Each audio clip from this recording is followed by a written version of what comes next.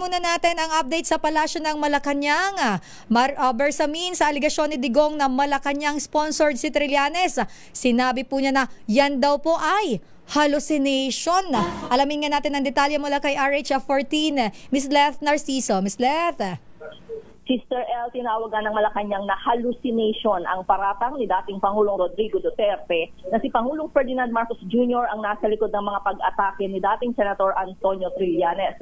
Sa ambush interview sa Palasyo, sinabi ni Executive Secretary Lucas Bersamin na mahirap pumatol sa ganitong mga pahayag na aniyay guni-guni lamang. Narito si Executive Secretary Bersamin. Alam mo, mahirap pumatol na sa ganyan dahil hallucination na yan. Ano po, sir? Hallucination. Banggit ni Duterte ang kanyang hinala tungkol sa umano'y pagiging Malacanang sponsor ni Trillanes sa pag-uusap nila sa telepono ni Attorney Salvador Panelo habang nasa kalagitnaan ng TikTok video ang dating Presidential Legal Counsel. Sinabi ng dating Pangulo ang planong kasuhan ng libel si Trillanes dahil sa drug money allegations nito laban sa kanya. Samantala ngayon, Elaine, ay ginaganap sa Malacanang ang 49th Philippine National Prayer Breakfast na pinangungunahan ni Pangulong Marcos.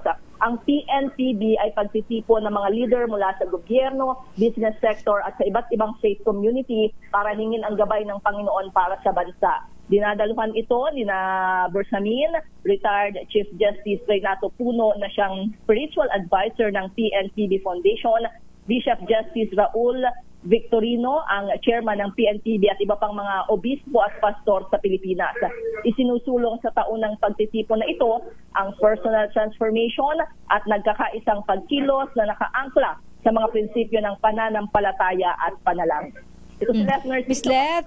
Yes, Elaine. May balita na ba kung ang Pangulong Marcos ay bibisita sa mga lugar na sinalanta ng Bagyong Pipito? Inaasahan niyang Elaine na dadalaw siya para makita yung pinsala ng mga lugar na tinamaan ng Super Bagyong Pepito at siyempre para alamin yung pangangailangan ng mga biktima. Alright. Salamat, Ms. Leth. Balik sa Elaine. Damdamin Bayan. Maraming salamat ang ating RH14, Ms. Leth Narciso mula dyan sa Malacanang.